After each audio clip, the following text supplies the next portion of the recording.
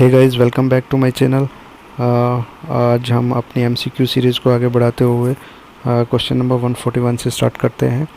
तो वीडियो को आगे बढ़ाने से पहले मैं आप सभी से रिक्वेस्ट करता हूं कि जो भी न्यू व्यूवर्स हैं वो चैनल को सब्सक्राइब करें और वीडियो को एंड तक देखिए। और जो अगर वीडियो पसंद आई लाइक कीजिए, कमेंट्स करके ज़रूर बताइए। अगर कोई मिस्टेक्स है तो प्लीज़ मुझे कमेंट्स करके ज़रूर बताइए और मैं उसको ठीक करने की पूरी कोशिश करूँगा। तो चलिए आज की वीडियो शुरू करते हैं। क्वेश्चन 141 है, who among the following is of the view that people grabs the consciousness of the others while they live with in their own streams of consciousness. ये किसका व्यू है कि जब भी लोग अपनी सोशल लाइफ में, अपनी लाइफ में डेली रूटीन में काम कर रहे होते हैं या कोई भी डेली एक्टिविटीज़ कर रहे होते हैं, वो अपने काम करने के साथ साथ दूसरों का जो ध्यान है, दूसरों को भी कन्विंस करते हैं, दूसरों को भी अपनी बातों में या अपने जो डेली वर्क्स हैं उनके साथ जोड़ते हैं। तो ऑप्शन ए है ई गॉफमैन, बी है अल्फ्रेड शू, सी है पीटर बर्ग्स और डी है माइकल फौकॉट। तो जिसका राइट आंसर है वो है ऑप्शन बी, अल्फ्रेड शूज़। देखिएगा, ये इन्होंने कंसेप्ट दिया था जहाँ पे सोशल लाइफ, अपनी जो डेली की लाइफ है उसमें टिपिफिकेशंस करते हैं। टिपिफिकेशंस में क्या है, एक मटेरियल्स बनाते हैं, एक जो ऑलरेडी कल्चर है, जो ऑलरेडी एक्टिविटीज़ हो रही है उनको यूटिलाइज और रीअरेंज करने की कोशिश करते हैं और उनको पता भी नहीं रहता है कि हम उसको दोबारा से रिपीट कर रहे हैं। और उस रिपीट करने में वो नई एक्टिविटीज़ को भी डेवलप करते हैं और उसमें दूसरों को भी इन्वॉल्व करते हैं।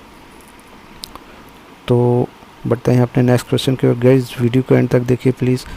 तो क्वेश्चन नंबर 142 है, which of the following concept is not used by E Goffman in his approach. इनमें से कौन सा कंसेप्ट है जो ई गॉफमैन ने अपने अप्रोच में यूज़ नहीं किया। तो फर्स्ट है इम्प्रेशन मैनेजमेंट, बी है फ्रंट स्टेज, सी है टीम्स और डी है अकाउंट्स।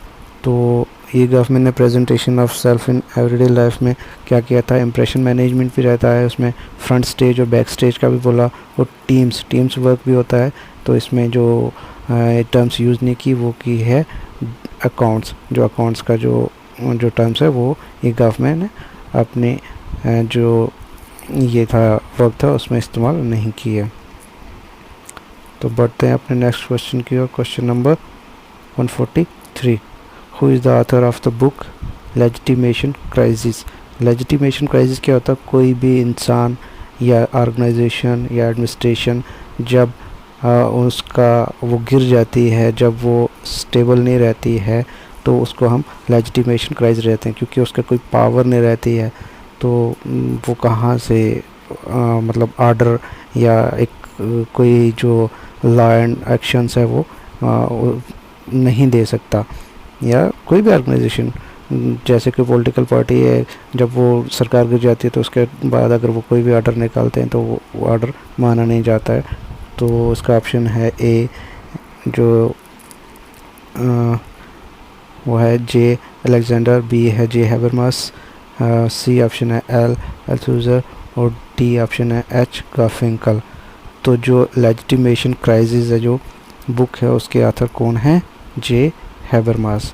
तो जो इसका राइट आंसर है वो ऑप्शन बी। तो बढ़ते हैं अपने नेक्स्ट क्वेश्चन की ओर। Question number 144, in the past who among foreign travellers observed and recorded that unity in diversity has become a part of India's self identity. पहले टाइम में इनमें से कौन से जो ट्रैवलर्स जो इंडिया में आए, उन्होंने ऑब्ज़र्व किया और रिकॉर्ड किया कि जो इंडिया की यूनिटी इन डाइवर्सिटी है, डाइवर्स क्या हुआ, सभी अलग अलग कल्चर्स के, डाइवर्सिटी रिलीजन्स के बेसिस पे रहते। अच्छा, उसके बाद लैंग्विस्टिक बेसिस पे, उसके बाद और भी बहुत सारी डाइवर्सिटीज़ हैं जो इंडिया में। तो वो एक क्या बन गया है, become a part of self identity, जो इंडिया की एक पहचान बन गई, यूनिटी इन डाइवर्सिटी। कौन से जो ट्रैवल्स हैं उन्होंने ऑब्जर्व किया और रिकॉर्ड किया। तो उसमें से ऑप्शन ए है मैगस्थनीज, बी है ह्यूनसंग, सी है अल्बरूनी और डी है ऑल ऑफ द अबव।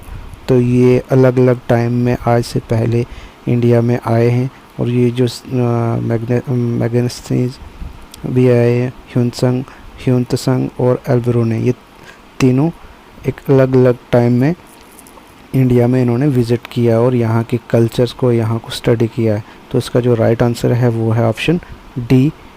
इन सभी ने ये चीज़ जो है वो कबूल की है, इन्होंने माना है कि जो इंडिया है, यूनिटी इन डाइवर्सिटी, ये इनकी एक पहचान है। तो जो इसका राइट आंसर है वो ऑप्शन डी।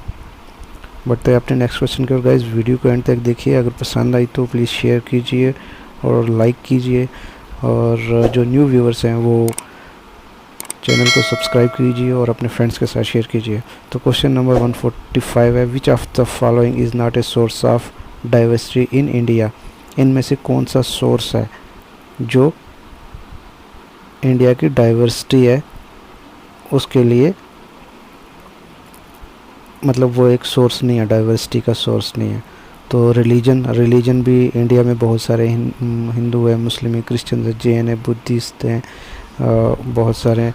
तो ये तो डाइवर्सिटीज़ है on the basis of religion. India is diverse country. और बी है लैंग्वेज भी बहुत सारी बोली जाती है यहाँ पे। और सी है नेशनल एम्बलम। जो नेशनल एम्बलम अपना इंडिया का क्या है, वो जो 3 शेर हैं और वो वाला जो नोट पे रहता है, जो संसद में भी है। और डी है कल्चर भी सभी के बहुत सारे कल्चर हैं यहाँ पे इंडिया में, वेरी करते हैं from north to south, east to west. तो बहुत सारे कल्चर हैं। तो जो सोर्स ऑफ डाइवर्सिटी है जो इंडिया में, इनमें से कौन सा नहीं है, वो है नेशनल एम्बलम। ओके, तो बढ़ते हैं अपने नेक्स्ट क्वेश्चन की ओर। Question number 146, gender is socially constructed while sex is biological given is a statement that could be attributed to। क्या कि जो जेंडर है वो सोशली कंस्ट्रक्टेड है। हम जेंडर बोलते हैं ना, मेल और फीमेल, और ये जेंडर बोलते हैं। While sex is biological given, जो सेक्स है वो बायोलॉजिकली है, वो बाई नेचर है। तो ये किसने ये हम जो स्टेटमेंट है किसके साथ अटैच करेंगे, कौन सी जो वेव्स हैं उनमें से जो ये कंसेप्ट दिया था, स्टेटमेंट दी, किन्होंने दी थी। तो ऑप्शन ए है फर्स्ट वेव ऑफ फेमिनिज्म। जब स्टार्टिंग में जो फेमिनिज्म का कंसेप्ट चला, जिन्होंने जो थिंकर्स थे, फेमिनिस्ट थे, उन्होंने ये स्टेटमेंट दी थी। सेकंड है B second wave of feminism. C है एमरजेंस ऑफ फंक्शनलिज्म। जब फंक्शनलिज्म अमर्ज हुआ, जब स्टार्ट हुआ फंक्शनलिस्ट, उन्होंने कहा था। या डी है इम्पैक्ट ऑफ ग्लोबलाइजेशन का जो इम्पैक्ट हुआ ग्लोबल के लिए, मतलब बिना किसी बाउंड्री के, बिना किसी बॉर्डर के, बिना किसी स्टेट के, सभी एक ग्लोबल पूरा जो वर्ल्ड है वो एक क्या है, वन नेशन है। तो जब वो इम्पैक्ट हुआ उसकी वजह से, या उस टाइम ये स्टेटमेंट दी थी। तो लेकिन जो ये स्टेटमेंट दी थी, gender is socially constructed while sex is biologically, जो स्टेटमेंट दी थी वो सेकंड वेव फेमिनिज्म ने दी थी। उनके टाइम में ये स्टेटमेंट निकाली गई थी। तो जो इसका राइट आंसर है वो है ऑप्शन बी। तो बढ़ते हैं अपने नेक्स्ट क्वेश्चन की ओर। Question number 147, how many slums dwellers are there in India as per census 2011। 2011 का जो सेंसस हुआ उसके अकॉर्डिंग जो स्लम ड्वेलर्स हैं इंडिया में वो कितने हैं, ठीक है। जो बिलो पॉवर्टी लाइन से नीचे हैं, जो गरीब लोग हैं, जो स्लम्स, जो रोड वगैरह के साइड में रहते हैं, जो पटरी पे रहते हैं, और उसके बाद जो मतलब डेली उनकी जो एक नॉर्मल लाइफ जो इंसान जीता उससे बिलो रहते हैं, तो वो अकॉर्डिंग टू 2011 के सेंसस से कितने परसेंटेज में है, कितने हैं। तो ऑप्शन ए है 68.00 मिलियंस, बी है 65.49 मिलियंस, और सी है 59.31 मिलियंस, और डी है 170 मिलियंस। तो जो डिवेलपर्स रहते हैं, जो बस स्टैंड्स वगैरह के साइड में रहते हैं, उनको कचरा चुनते हैं, मतलब बिल्कुल उनको जो बेसिक्स नीड्स रहती हैं लाइफ की वो नहीं मिल पाती हैं, तो वो उनको क्या बोलते हैं हम, स्लम ड्वेलर्स। तो जो as per 2011 census in India there are 65.49 millions हैं। तो इसका जो राइट आंसर है वो है ऑप्शन बी। तो गाइस चैनल को सब्सक्राइब कीजिए जो न्यू व्यूवर्स हैं, और बेल आइकन को ज़रूर दबाइए, और अपने फ्रेंड्स के साथ शेयर कीजिए, और कमेंट्स करके ज़रूर बताइए कि वीडियो कैसी लगी। तो क्वेश्चन नंबर 148 है, who has said that crime is a normal behaviour. किसने कहा जो क्राइम है वो एक नॉर्मल बिहेवियर है? तो ऑप्शन ए है टैलकर पर्सन, बी है माइल दुर्खिम, सी है जे हैबरमास, और डी है कार्ल मार्क्स। तो नॉर्मल बिहेवियर जो बोला है क्राइम को, वो बोला है माइल दुर्खिम ने। तो जिसका राइट आंसर है वो है ऑप्शन बी। गाइज मुझे ये बताइए कि अभी MCQ सीरीज़ के जो ये सीरीज़ हैं आगे वीडियो चलती रहेंगी, और मुझे ये बताइए कि कौन सा टॉपिक है जो आपको क्लियर नहीं है अभी, जिसको आप क्लियर करना चाहते हैं, अच्छे से समझना चाहते हैं, तो मैं उस पर ज़रूर वीडियो बनाऊंगा। और मुझे प्लीज़ कमेंट्स करके बताइए कि कौन सा टॉपिक है जिस पे वीडियो बनानी चाहिए। तो बढ़ते हैं अपने नेक्स्ट क्वेश्चन की ओर। Question number 149, who among the following held that deviance might be functions and positive. जो डेविएंस है इनमें से किसने कहा है कि डेविएंस जो वो फंक्शनल भी और पॉजिटिव भी है? तो ऑप्शन ए है माइल दुर्खिम, बी है AK कोहेन, सी है बोथ, और डी है नन ऑफ द अबव।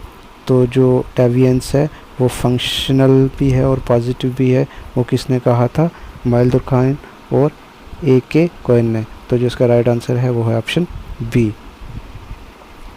बढ़ते हैं अपने नेक्स्ट क्वेश्चन की ओर। Question number 150, which types of crime have been discussed by Sutherland in his book Principles of Criminology।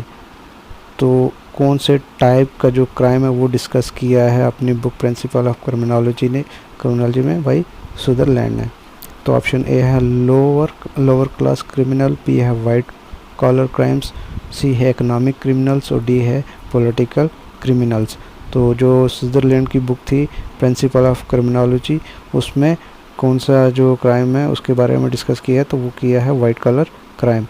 तो ये इसका ऑप्शन बी है जो वो राइट आंसर है। गाइज मुझे वीडियो कैसी लगी ज़रूर बताना कमेंट्स करके, और चैनल को सब्सक्राइब कीजिए और अपने फ्रेंड्स के साथ शेयर कीजिए। तब तक के लिए जल्दी से मिलते हैं एक नई वीडियो के साथ। तब तक के लिए